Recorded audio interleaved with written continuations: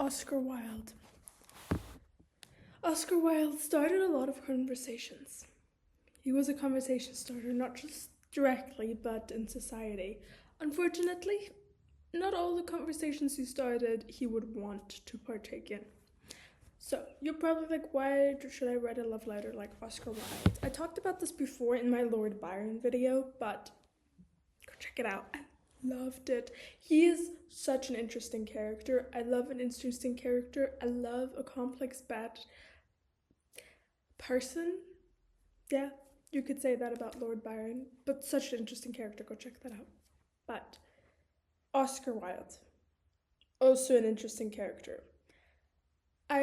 In my art course, I jokingly said, when I think of a poet, I think of someone smoking and being like, darling, I'm the best. And he is that poet.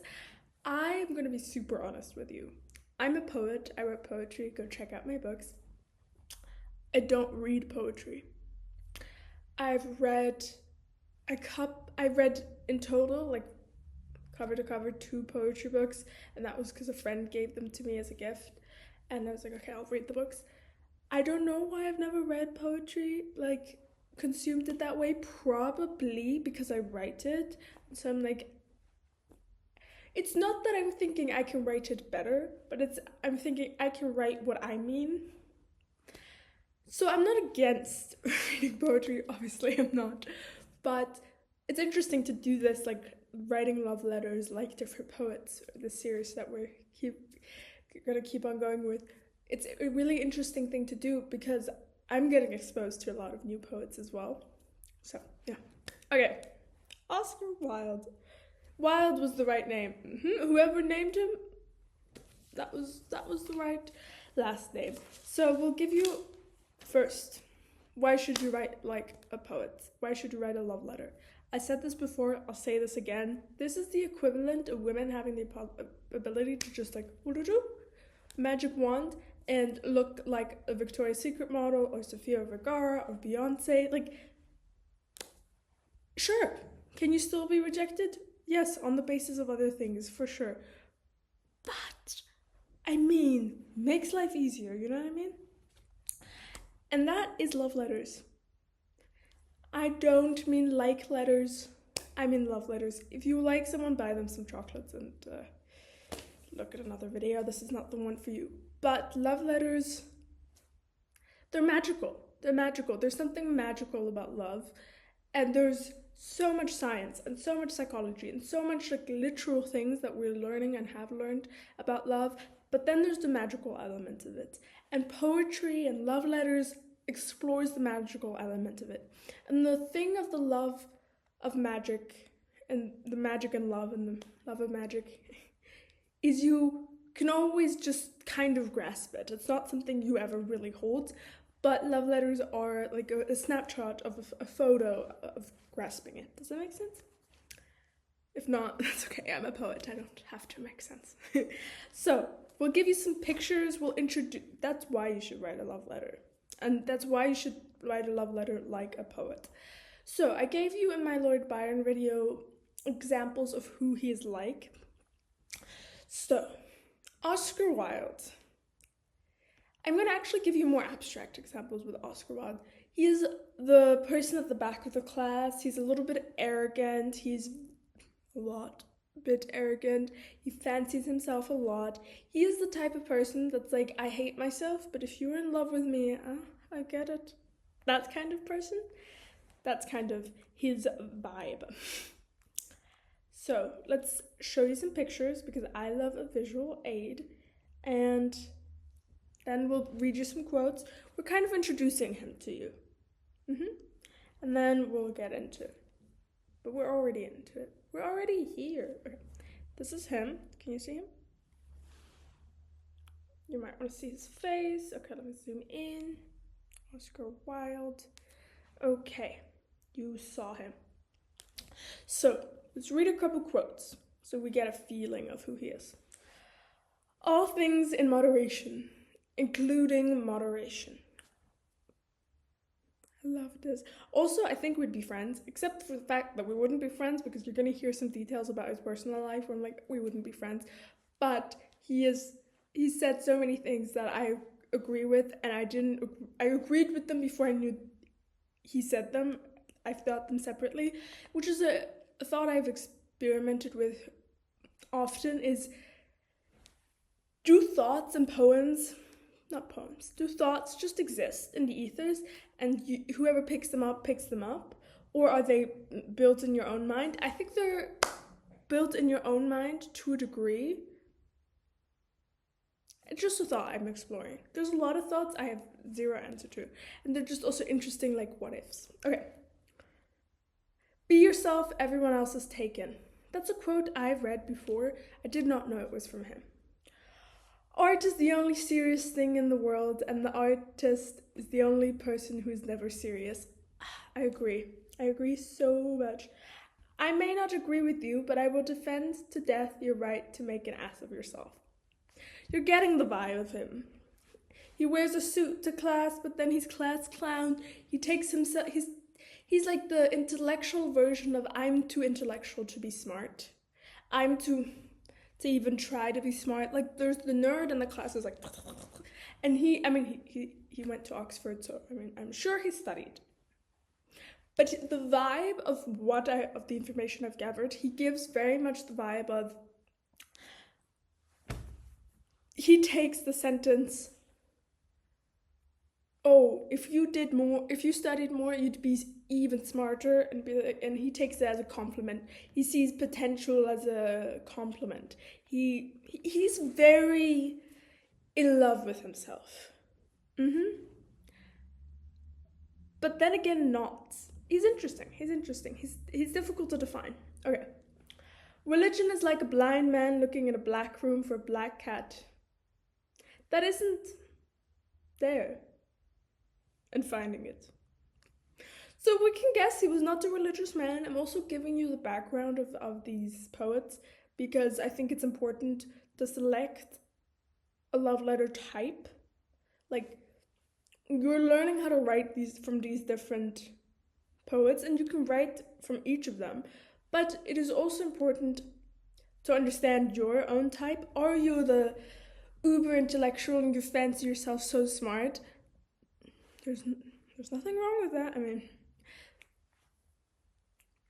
Let's say there's nothing wrong with it so this conversation can keep happening. Or are you maybe the Lord Byron, who's very like in love and Lord Byron, okay, I guess comparison is going to help because I cannot define Oscar Wilde very well.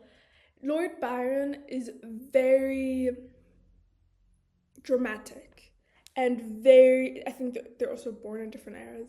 They might overlap, I'm not sure. He's very dramatic, if you would give Lord Byron a female equivalent, it would be someone like Marilyn Monroe. It would be a sex symbol. Whereas Oscar Wilde, if you would give him an equivalent, it would be someone that's much more serious about their craft. Not that a sex symbol can't be serious about their craft, but it would much more be like a director. If Hollywood is the examples we're giving, Oscar Wilde would be a director, and Lord Byron would be more of an actor. But more of a female actor. There is a not feminine side to Lord Byron, but it is almost interesting. The amount of magnetism his persona has is the equivalent of a very, very attractive woman, which is, I guess, someone who's wealthy, but I don't think it equals it out. There's something different about just seeing someone and being that interested. Whereas with money, it's very transactional. Not that beauty can't be transactional, but you know what I mean. A burnt child loves the fire. He's also a pessimist. If you cannot write well, you cannot think well. If you cannot think well, others will do your thinking for you. I've said this before, not exactly this, but I've said the ability to think for yourself is so important. Literally, my first poetry book, it was not written for the purpose of that, but it lends itself to that because of the nature of when I wrote it, which is at the age where you just do question a lot of things. Go check it out in the description. But there's a lot of questions, and they're deep enough that you need your own answer because you can't copy There's no ego to my intelligence yet. So I think the ability to think for yourself is so important. I mean, it is literally the antithesis, the opposite, the conquering, the medicine for brainwashing. Anyways, they spoil every moment romance by trying to make it last forever. You want to tell people the truth, make them laugh. Otherwise, they'll kill you. I love comedians. Love them. And I think it's so underrated how intelligent they are. I think it is the most underrated intelligence, type of intelligence. Because when you think of a stand-up comedian, you don't think of a very smart person.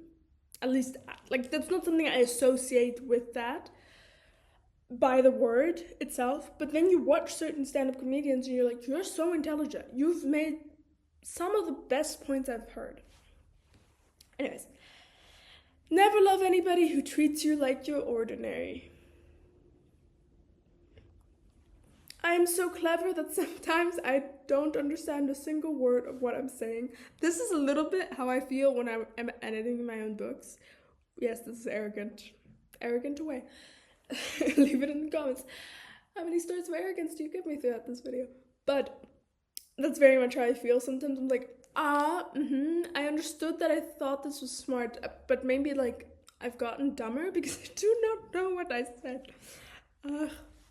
The fact is that the public have an insatiable curiosity to know everything, except what is worth knowing. So you see what he means.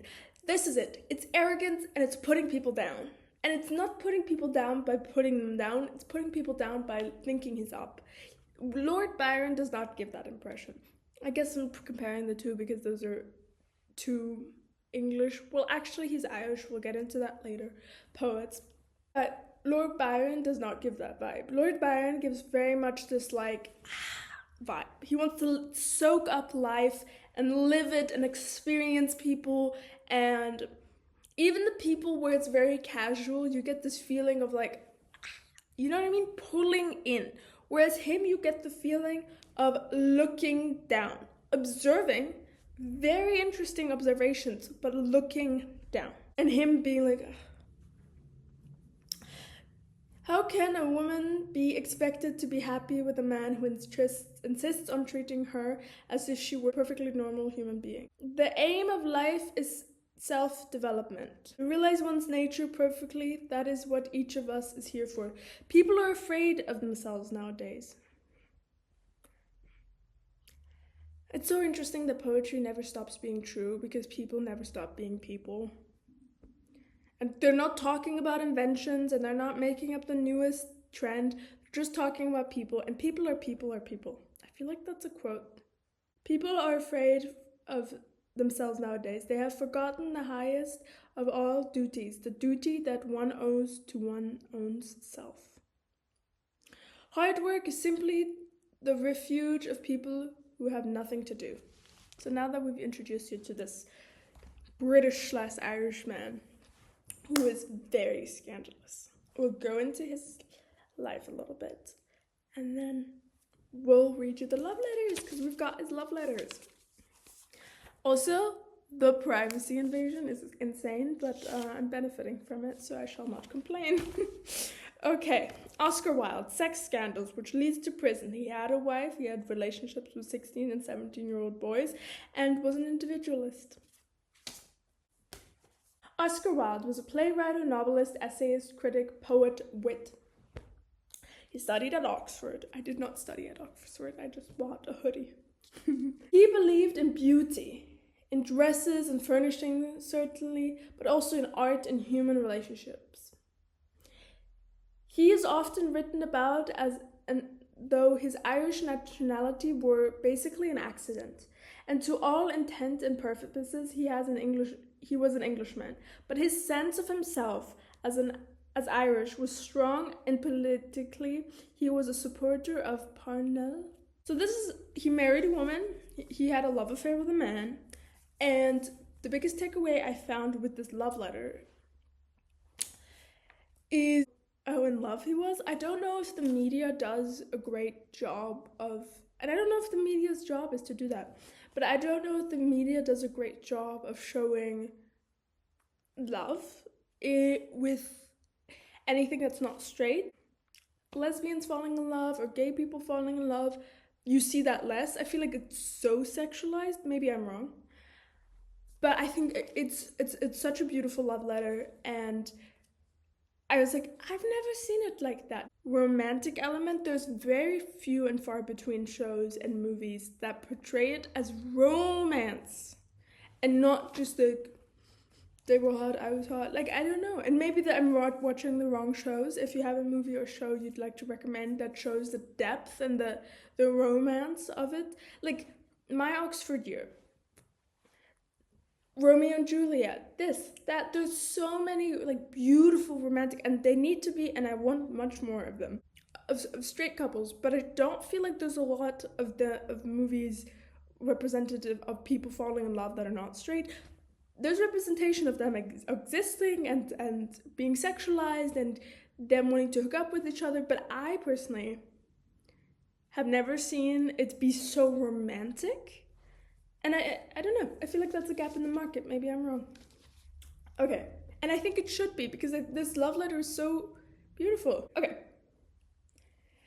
so this is the love letter. I'm just gonna give you the snippets of what you can learn. I would sooner be blackmailed by renter in London than have you bitter, unjust hating me. I must see you. You are a divine thing I want. The thing of grace and beauty. What is he doing? Contrast. If you are a pessimist, if you are an individualist, if you are any of these like negative terms, contrast is your best friend. If you, especially, or if you're selfish, which also arguably selfish is not a bad thing as long as you're a good human. Like, the extension of who you are can go quite far. Anyways, not the point.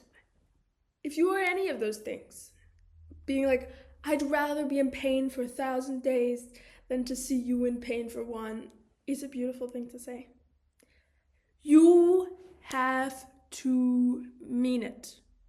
This is the only actual written in stone, carved on my forehead rule for love letters. You have to mean it. Based on two things. If there is a single lie, people assume you lied about everything. It's just human nature. If you find one lie, you think everything's a lie. So if you lie even just once in a love letter, and a lie can be nice. Oh, you're such an optimist. And she's like, fuck, I'm a pessimist. Like, do you not see me? That's actually an insult. Not being seen, which is the second part, not feeling seen. People want to feel seen way more than they want a compliment. I promise you. That's why some people get away with insults and some people don't. Because if the insult makes the person feel seen, they appreciate that more than a like shitty compliment that is not meant and is not true. So that's the only love letter rule that is like carved in stone. Everything else up to interpretation, up for your feeling. Create contrast. Where are your deficiencies? How would you still try with them? If you're selfish, what would you suffer for? If you're a pessimist, what are you wishing for? If you're this, what are you... You need contrast. Do you see this is red, right? If my whole hand was the exact same shade, and this here was also the same shade, the air, you would not know where my hand starts or ends. But you know where it starts or ends because there's contrast. You have to create contrast. Next example of contrast. My sweet rose, my delicate flower, my lily of lilies, it is perhaps in prison that I am going to test the power of love. I'm going to see if I cannot make the bitter warren sweet by the intensity of love I bear you. He was a rationalist, he was an individualist, he was selfish. But he is testing the theory of love in prison. Now, please don't go to prison just so you can write a love letter, obviously. But if, I don't know, you're taking a trip for a week and you just got to know somebody. Also, I said before, a love letter is not a like letter. You do not have to say I love you though in a love letter, unless you want to. It's not mandatory. If you've not said I love you yet and you want to say it in person and you still want to write a love letter, write a love letter. Just don't write a love letter to someone you just like. Second rule. Those are the only 2 rules. Be honest, and liking is for chocolate. Contrast. In the first one, he creates contrast between what he could suffer with. In the second one, he creates contrast with what life is bringing at him, and the fact, and he talks about this throughout the love letter, that he was considering breaking up. Don't bring that up in your love letter, okay? You're not going to prison. You don't need to bring up breaking up. You do not need to do everything Oscar Wilde does, and you definitely don't need to do everything Lord Byron does, okay? But he talks about contrast all the time. Honestly, you can even toot your own horn and be like, I've never done this and this and this and this for somebody before because this and this and this and this. But for you, I do it because this. It can even be your own little like tooting your own horn and having them, because sometimes people take things for granted. And I think that is the biggest fundamental human flaw that everyone has. And it's quite easy to fall into, is taking things for granted, because it's our ability to stabilize and have like a new baseline, which is important. But you can even write a love letter when you feel taken for granted and write it like that. Don't come from a place of being spiky and like, no. But when the person reads it, then I think the art of a love letter is giving a new perspective to a feeling that already exists. The art of a love letter is giving a new perspective to a feeling that already exists. And if you feel taken for granted and you would like this feeling to kind of resolute and turn into something else, write it like that. You can have a sense of humor. He had a sense of humor, mostly making fun of other people, not himself. But you say, do you ever notice that I do this, and then explain why you do it. It's not what you say, it's how you say it. How many women have told you that before, huh? Or how many women have said that before and you've overheard it? So you can wrap around the things you already do and then ask, have you noticed? It can be cute. It can be cute. And I think that's also a cute way to do it. I think that's because he's an individualist. I think that's the individualistic way to do it. But I think if you are planning on writing multiple love letters to the same person, I think that's a good way to do a cute reminder of something. And even if you've come to the end of this video and you watched the Lord Byron video and you're like, I just don't want to write a love letter. Thinking about writing a love letter is enough. You're like, what? Is it just like, does a pigeon poet come on my shoulder and write it for me and send it off? Like, why is thinking enough?